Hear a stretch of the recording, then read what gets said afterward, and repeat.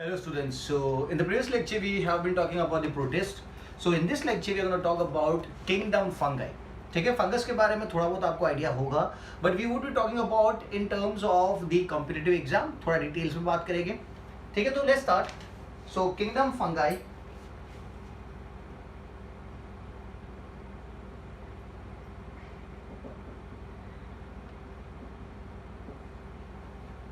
Protista खत्म हो चुका है मेरी तरफ से. आई होप आपने भी वीडियोस देख लिए हैं, उसको प्रिपेयर कर लिया होगा, ये मैं मान के चलता हूँ.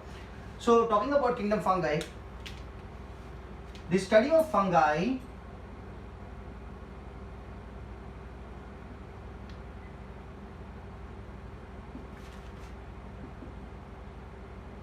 is known as mycology. The study of fungi is known as mycology, and the fungi are eukaryotic as well as they are heterotrophic. A fungi is eukaryotic and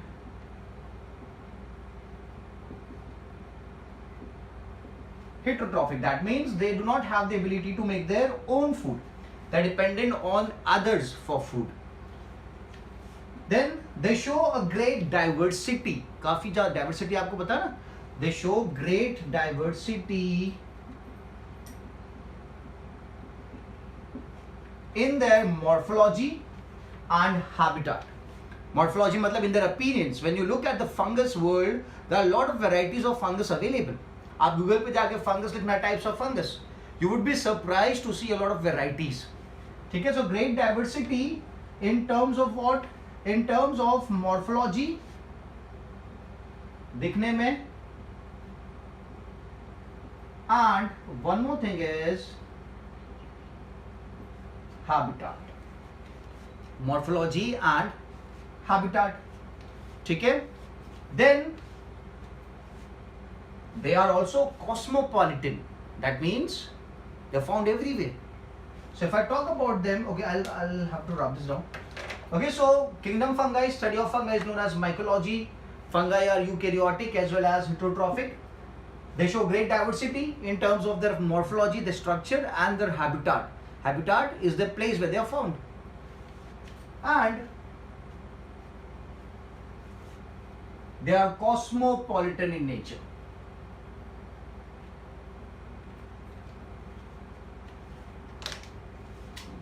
They are cosmopolitan.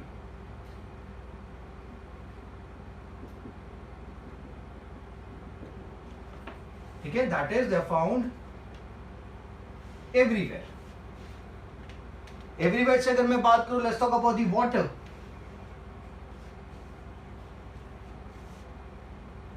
Aquatic fungi भी available है and terrestrial fungi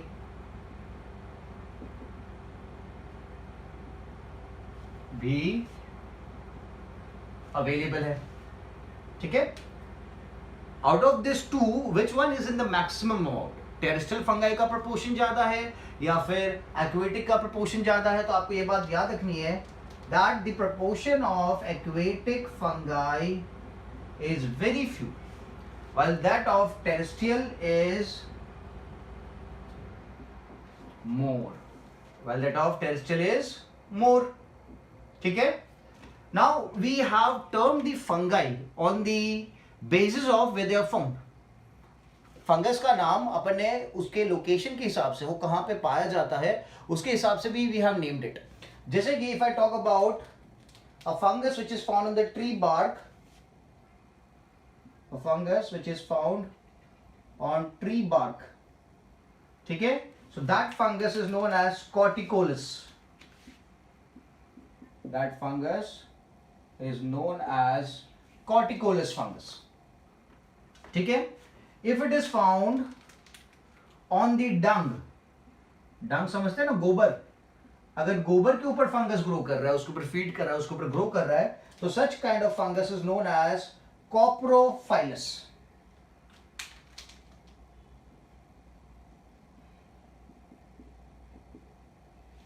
It is known as coprophilous.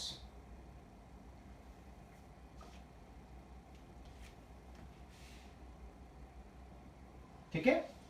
If it is found on the wood, लकड़ी के ऊपर grow कर रहे हैं, so such kind of fungus is termed as epixylic. It is termed as epixylic. ठीक है. If it grows on burnt wood, जले हुए लकड़े पे ग्रो कर रहा है, burnt wood,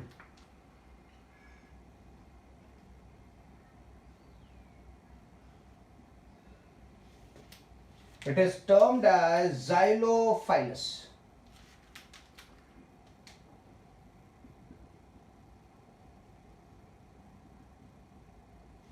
It is termed as, I'm sorry, it is termed as xylophilus. Xyli नहीं, xylo. ठीक है. And if it is growing on the hairs or the horns, अब शायद एनिमल्स के बॉडी पे आप देखोगे तो उनके हेयर पे फंगस ग्रो करेगा.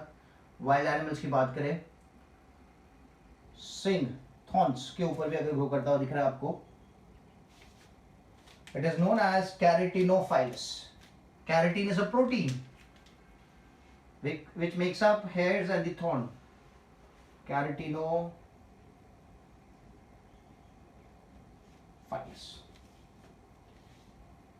ठीक है.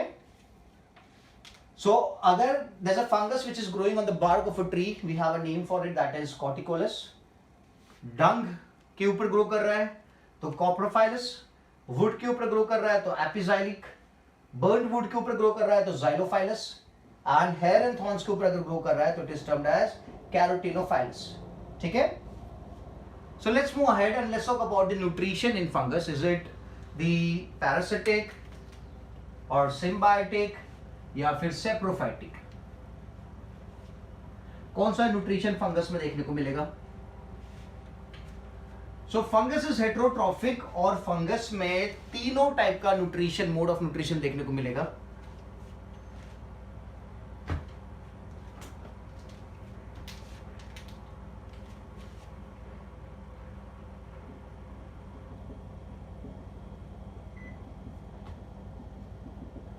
हेटेरोट्रॉफिक न्यूट्रिशन है. ठीक है. और we find all the three categories.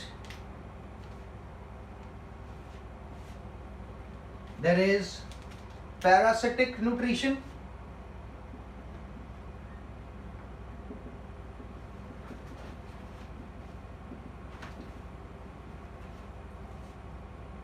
then there is symbiotic nutrition,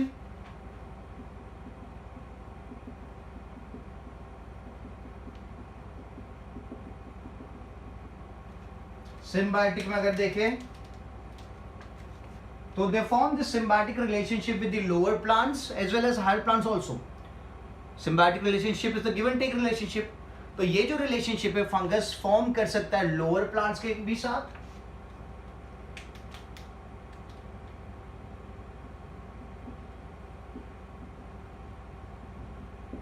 and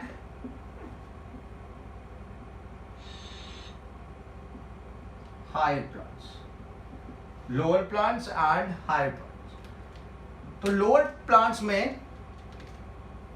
जो रिलेशनशिप फॉर्म होती है that is with the algae. किसके साथ रिलेशनशिप फॉर्म होती है? algae के साथ रिलेशनशिप फॉर्म होती है. और जो रिलेशनशिप है between the algae and the fungus, लिख देते हैं अपन, F is for fungus. So this is known as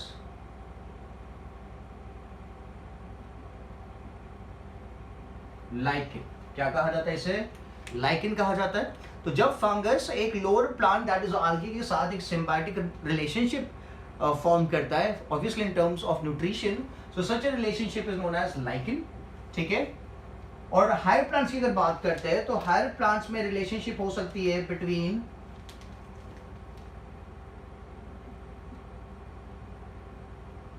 gymnosperm and fungus, या फिर it can be between angiosperm and fungus.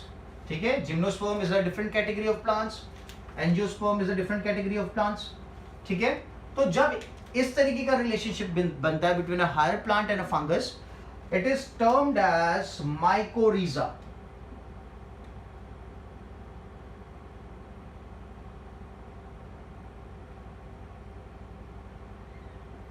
It is termed as mycorrhiza.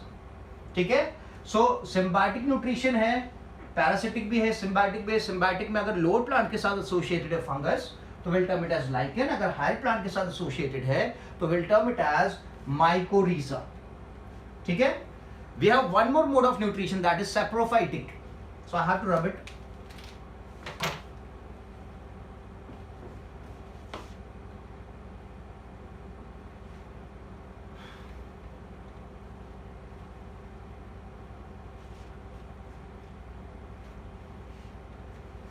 Third type is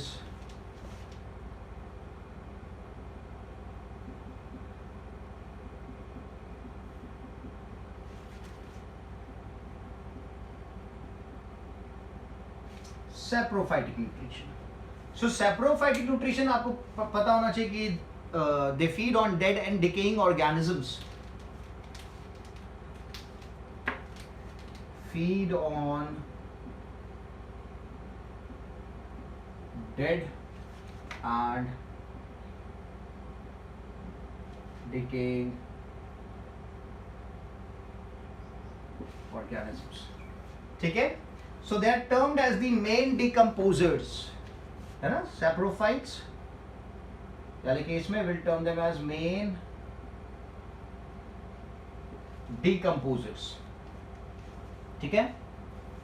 अब यहाँ पे मैं एक और बात आपको बताता हूं कि bacterias are also the main decomposers, है ना. बैक्टीरियाज भी डिकम्पोजिशन का काम करते हैं, बैक्टीरियाज भी सड़ी गली चीजों पे फीड करते हैं, फंगस भी फीड कर रहा है. बट जो मेन डिफरेंस है यहाँ पे कि जो फंगस होता है it grows in acidic soil. It grows in acidic soil और फंगस प्रीफर्स टू ग्रो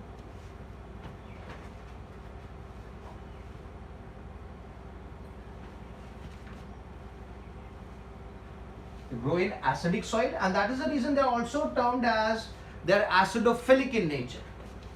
इसलिए फंगस को आप बोल सकते हो they are acidophilic in nature.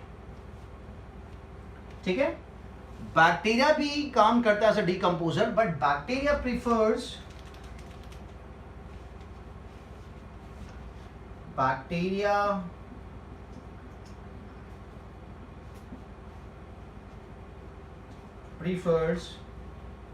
alkaline neutral conditions. Alkaline neutral soil. ठीक है. ये पॉइंट आप याद रख सकते हो फ्रॉम द कॉम्पिटिटिव पार्ट कि fungus grows in the acidic soil or prefers growing in the acidic soil while a bacteria prefers to grow in alkaline neutral soil. दोनों ही decomposers है. ठीक है.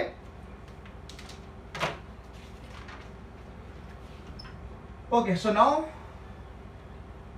if we talk about the body structure of fungi, fungi का अगर body structure देखें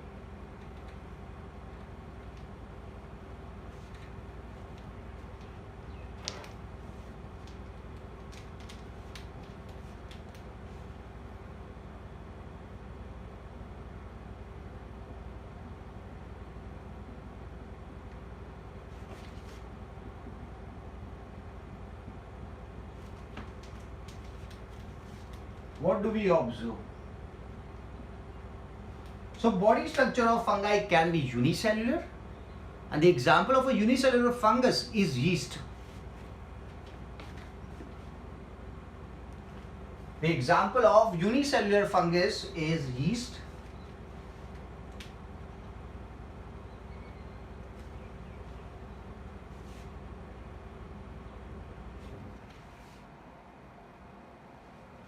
It can be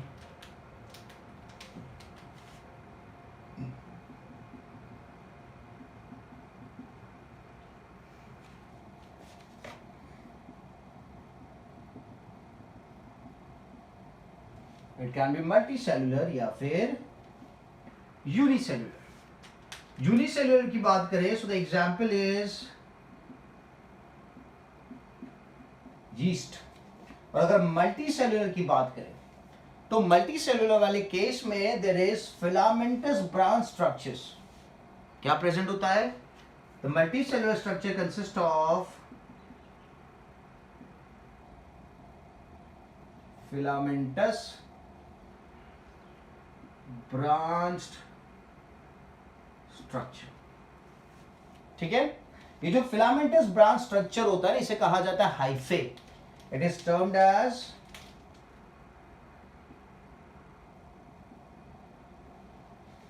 hyphae.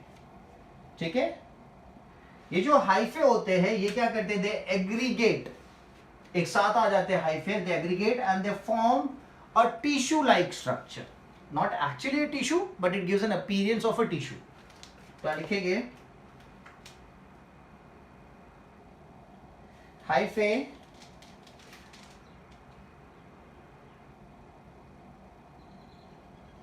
aggregate and form tissue like structure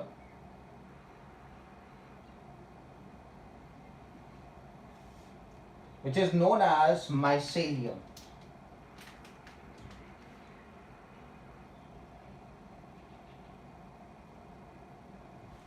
This tissue-like structure, it is known as mycelium. It is not exactly the tissue, okay, but tissue के जैसा दिखता है. ठीक है, तो यहाँ पे मैं मेंशन करूंगा it's not a true tissue.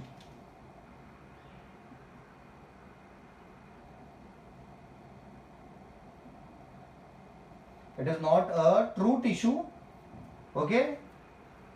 It appears like tissue but it's not a true tissue. इसीलिए it is also known as loose tissue.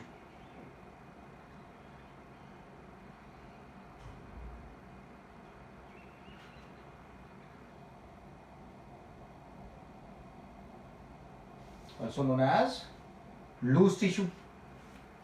ठीक है, अब माइसेलियम जो होता है, माइसेलियम में भी फर्दर डिफरेंशिएशन, फर्दर कैटेगरीज में अपन इसे पुट कर सकते हैं. So I will rub this down. Body structure of fungi मैंने बता दिया. यूनिसेल्युलर है तो will term it as the yeast, और अगर मल्टी सेल्युलर है तो there is presence of hyphae, filamentous branch structures known as hyphae, and this hyphae they get together and they form mycelium. ठीक है, mycelium forms, mycelium is a tissue kind of structure but not a true tissue, इसलिए it is also known as the loose tissue. It is known as loose tissue. ठीक है, now mycelium के basis पर अगर अपन देखें, multicellular fungus on the basis of mycelium,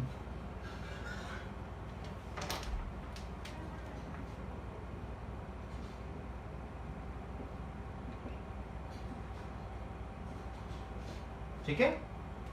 so mycelium के अगर basis पे देखते हैं तो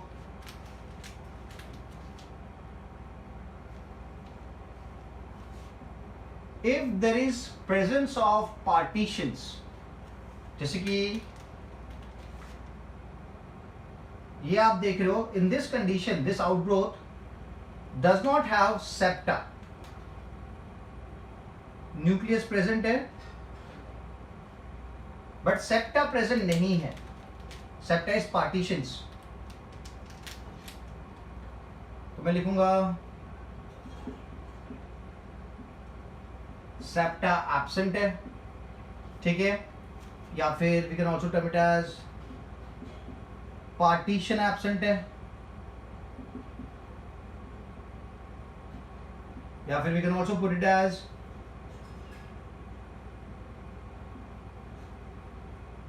सेल वॉल एब्सेंट है. तो ये जो कंडीशन है माइसेलियम की, that is known as aseptate, या फिर we can also term it as coenocytic mycelium.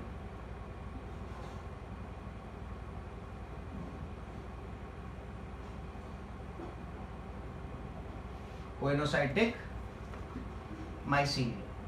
ठीक है, सेप्टा एब्सेंट है, पार्टीशन एब्सेंट है, सेल वॉल भी एब्सेंट है, तो एसेप्टेड या फिर कोएनोसाइटिक माइसेलियम कहा जाएगा.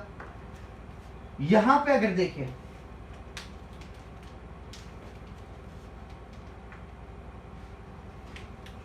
इस चीज को रब करूंगा मैं, आप लिख लो.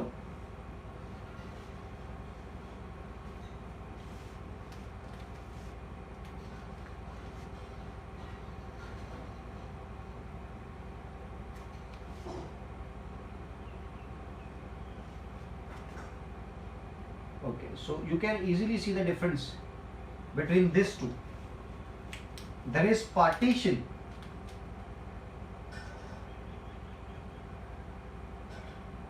जो पार्टीशन यहाँ पे नहीं था इसलिए आपने क्या बोला, सेप्टा एब्सेंट है, यहाँ पे सेप्टा प्रेजेंट है, ठीक है। और यहाँ पे अगर आप देखो तो सेप्टा भी प्रेजेंट है, बट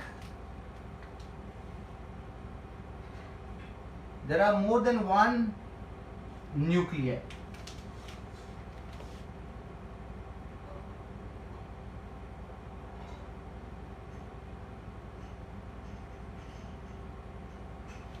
ठीक है, दो न्यूक्लियाई आपको दिख रहे हैं, यहाँ पे सिंगल न्यूक्लियाई आपको दिख रहा है।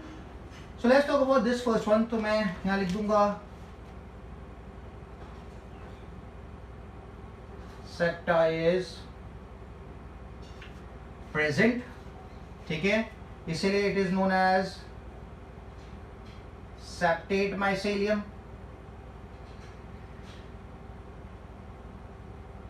It is termed as septate mycelium, या फिर we can also term it as the primary mycelium. इसे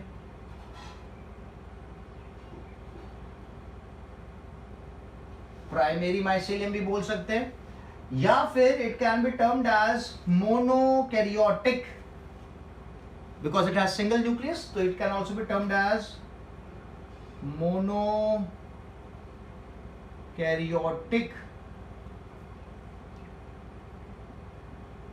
माइसेलियम, मोनोकैरियोटिक माइसेलियम, ठीक है, because the partitions are present, septate mycelium, single nuclei है तो प्राइमरी माइसेलियम या फिर मोनोकैरियोटिक माइसेलियम। इसकी बात करें तो यहाँ पे भी सेप्टा प्रेजेंट है, ठीक है, तो यहाँ पे मैं लिखता हूं सेप्टा।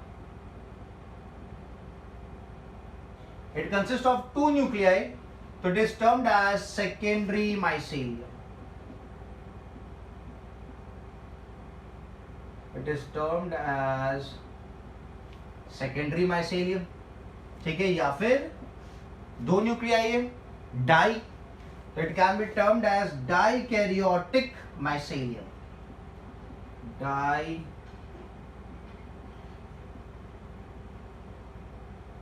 कैरियोटिक माइसेलियम, ठीक है।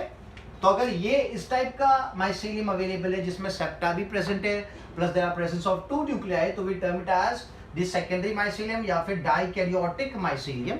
और यानी कि इसमें सेप्टा प्रेजेंट है और सिंगल न्यूक्लियर है तो will term it as monokaryotic mycelium या फिर सेप्टेट माइसेलियम, ठीक है। दिस कंडीशन, यहाँ पे देयर इज सिंगल न्यूक्लियाई तो it is termed as n condition, और यहाँ पे दो न्यूक्लियाई है इसलिए it is termed as n plus n। This condition is known as n plus n, ठीक है।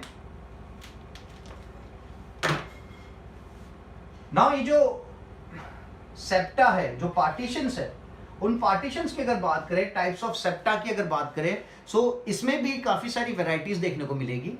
सो will talk about those varieties as well. क्या लिखिए, types of septa.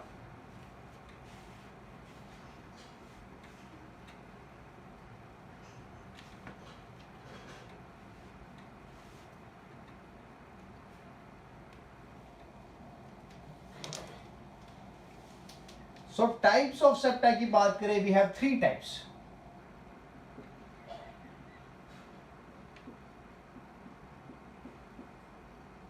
If we talk about types of septa, so we have three types.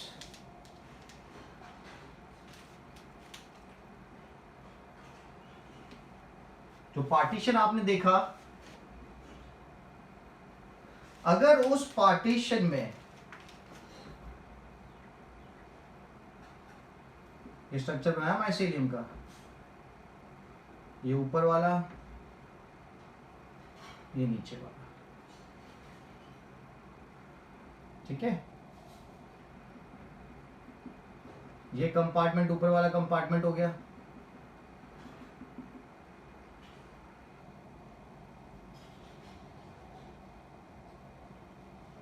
Septa है ना, ये इस तरीके से, ठीक है। तो ये पूरा एक कंपार्टमेंट है, ये ऊपर एक कंपार्टमेंट है, नीचे कंपार्टमेंट। यहाँ पे आप देख रहे हो there is no pores, present between the two compartments, no pores present, या फिर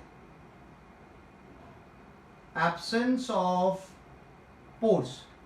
ठीक है, तो अगर pores absent है,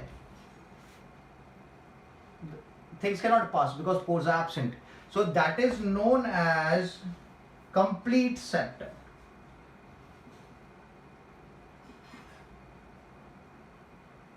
It is known as complete septum. और अगर pore present है, let's say the setup is like this.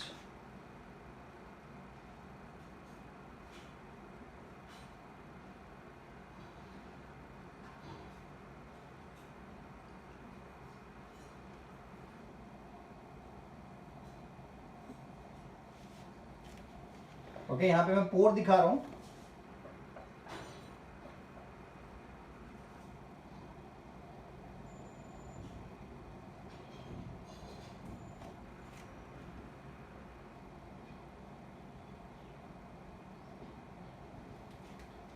ठीक है, ये ओपनिंग आपको दिख रही है, बट यहां पे there is a ball like of structure.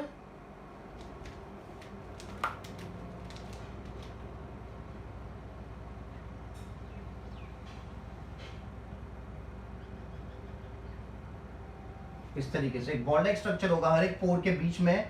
This is known as Woronin body. क्या कहा जाता है इसे? This is known as Woronin body.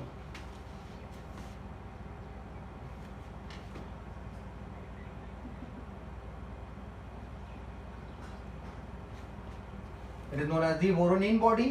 ठीक है, और इस वोरोनिन बॉडी के सराउंडिंग में देयर इज प्रेजेंस ऑफ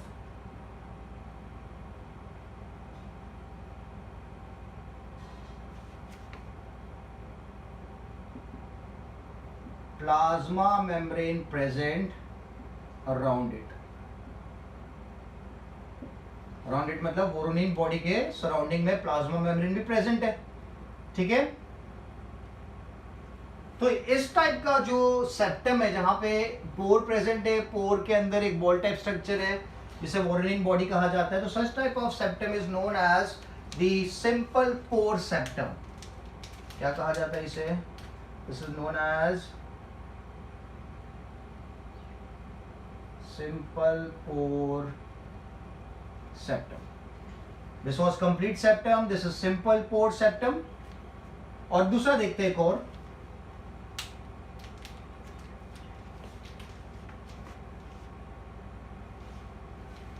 अब rub this down. आप कॉपी कर लो. So I'll rub it down.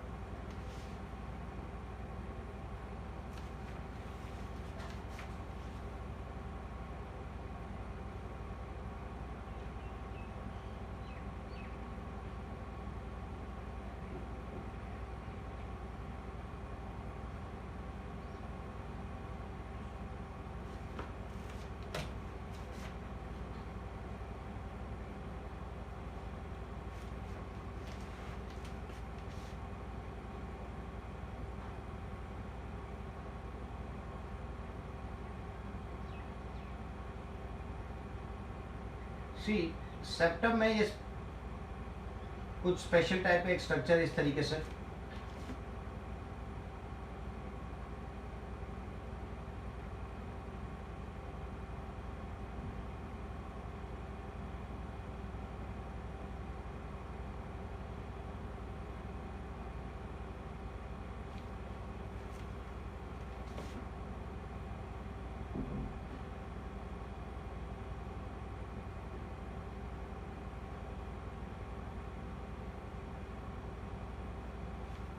ठीक है, इस तरीके का अगर स्ट्रक्चर प्रेजेंट है और इनके सराउंडिंग में क्या होता है, there is a covering, plasma membrane की कवरिंग है.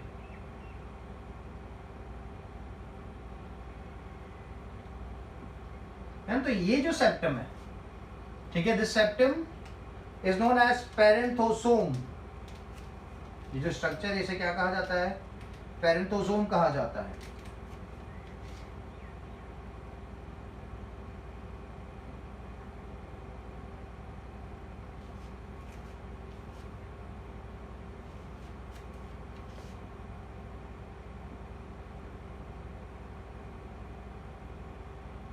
ठीक है, पैरेंथोसोम। और इस टाइप का जो सेप्टम होता है, this is plasma membrane again, ये प्लाज्मा मेम्ब्रेन है ब्लू वाली, यहाँ पे प्लाज्मा मेम्ब्रेन थी। This kind of septum is known as the dolipore septum. क्या कहा जाता है इसे?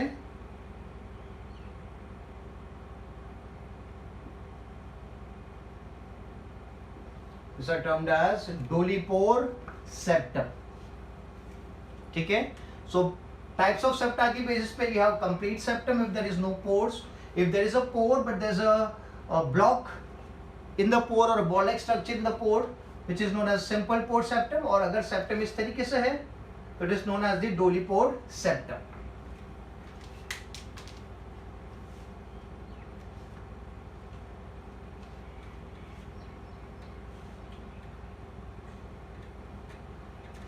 Mainly in fungi there is presence of septate branched mycelium.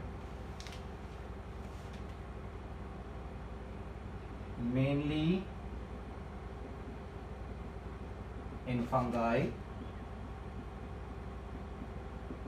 there is presence of septate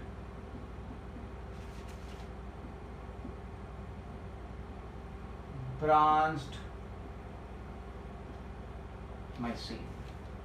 ठीक है, you find the fungi which are septate and branched. Done? Now let's talk about the cellular structure.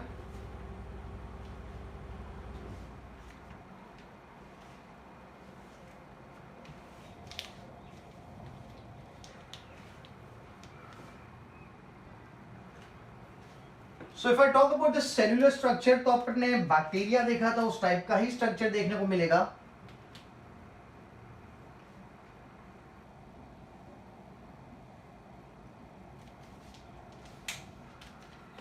There's going to be the cell wall,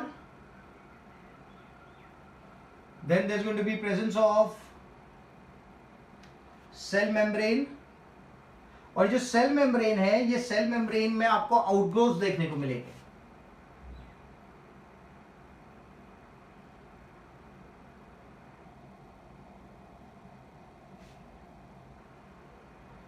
ठीक है, this outgrowths they are termed as lomasomes. क्या कहा जाता है इन outgrowths को? लोमासोम्स कहा जाता है।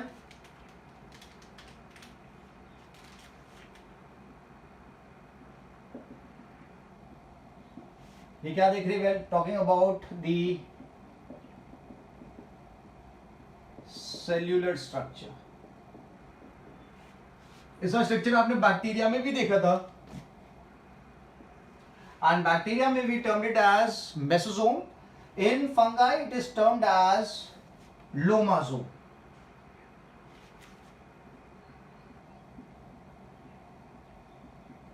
क्या नाम है? लोमासोम नाम है। ठीक है, लोमासोम्स क्या है? So lomasomes are the outgrowth of cell membrane. They are outgrowth of cell membrane. ठीक है, और काम क्या है? So they increase the surface area for transport of material. Increase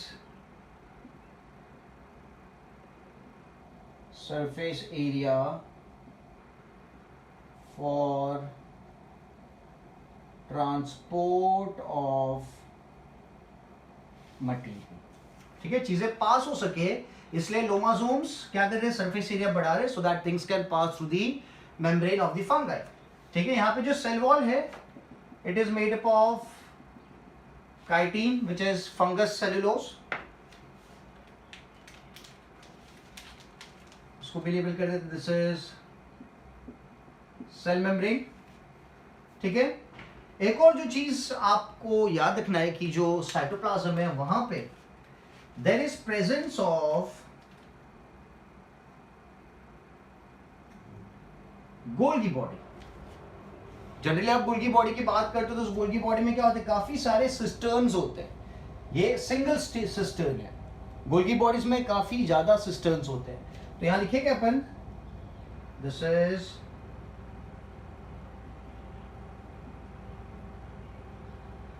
Golgi body with single cistern है, Golgi body with single cistern है, ठीक है। तो गोल्गी बॉडी तो दिखेगा, बट गोल्गी बॉडी में क्या होगा, सिर्फ एक ही सिस्टर्न होगा, ठीक है। डन।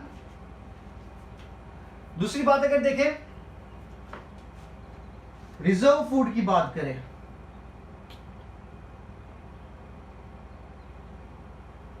सो दैट इज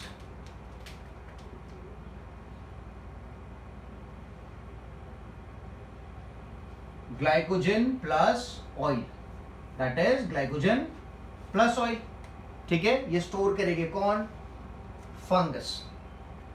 एक और इंटरेस्टिंग बात आपको फंगस में देखने को मिलेगी, जब फंगस का न्यूक्लियस डिवाइड होता है तो यहाँ पे एक नया टाइप का डिवीजन देखने को मिलता है जिसे कहा जाता है कैरियोकोरोसिस। तो यहाँ पे मैं मेंशन करूंगा special type of nuclear division is found in fungus।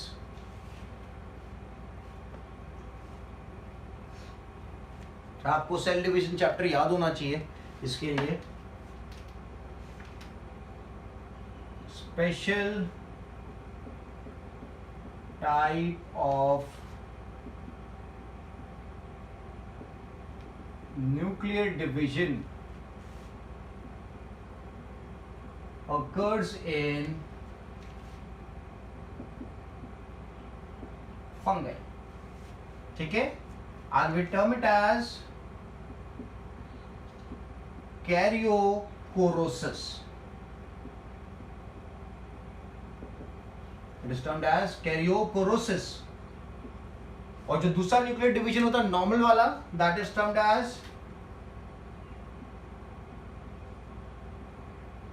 Karyokinesis, है ना। आपने पढ़ा ना कैरियोकाइनेसिस एंड साइटोकाइनेसिस। तो पहले मैं बात करूं तो कैरियोकाइनेसिस में क्या होता है, तो कैरियोकाइनेसिस में जो सेल है उसका न्यूक्लियस है, उसके अंदर क्या है, क्रोमेटिन है, ठीक है,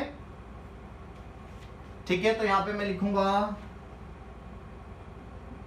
सेल मेम्ब्रेन है, न्यूक्लियर मेम्ब्रेन है, और अंदर की तरफ क्या है, क्रोमेटिन है, अंदर की तरफ क्या है, क्रोमेटिन है। अब क्या होगा, जब न्यूक्लियस है डिवाइड, जब न्यूक्लियस का स्प्लिटिंग होगा, nuclear membrane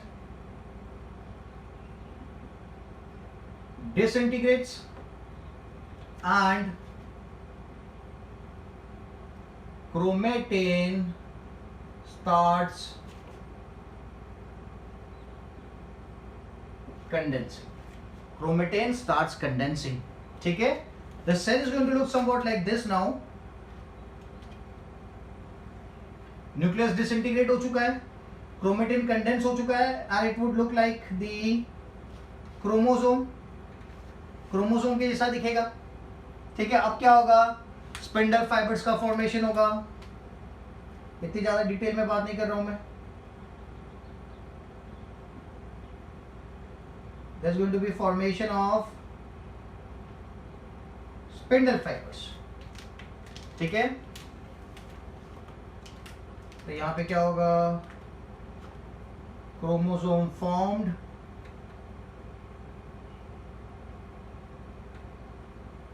and there is occurrence of spindle fibers, ठीक है। तो यहाँ पे जो स्पिंडल फाइबर्स का फॉर्मेशन न्यूक्लियस के अंदर नहीं हुआ, क्योंकि न्यूक्लियस तो क्या हो चुका है, न्यूक्लियर मेम्ब्रेन डिसइंटीग्रेट हो चुकी है, मतलब न्यूक्लियस खत्म हो चुका है। तो यहाँ पे जो स्पिंडल फाइबर्स बन रहे हैं वो न्यूक्लियस में नहीं बन रहे, वो साइटोप्लाज्म में बन रहे हैं। So it is termed as external spindle fibres.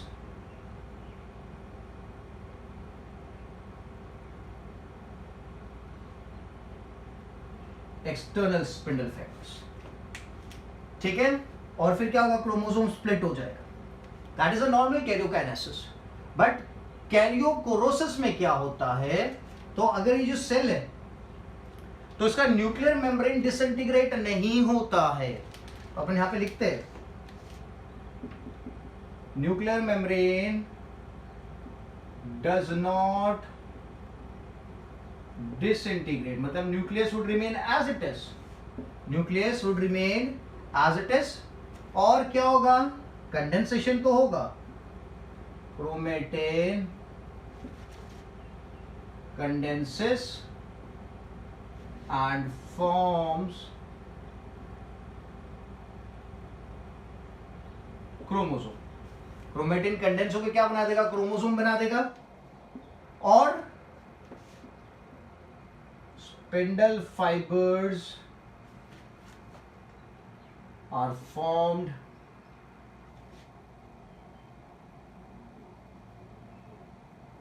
Inside nucleus, क्योंकि न्यूक्लियर मेम्ब्रेन तो डिसइंटीग्रेट हुई नहीं है, न्यूक्लियस तो टूटा नहीं है, ठीक है, तो सब चीजें कहां हो रही है, न्यूक्लियस के अंदर ही हो रही है, क्रोमेटिन कंडेंस होकर क्रोमोसोम भी बन जाएगा, स्पिंडल फाइबर्स का फॉर्मेशन भी हो जाएगा, ठीक है।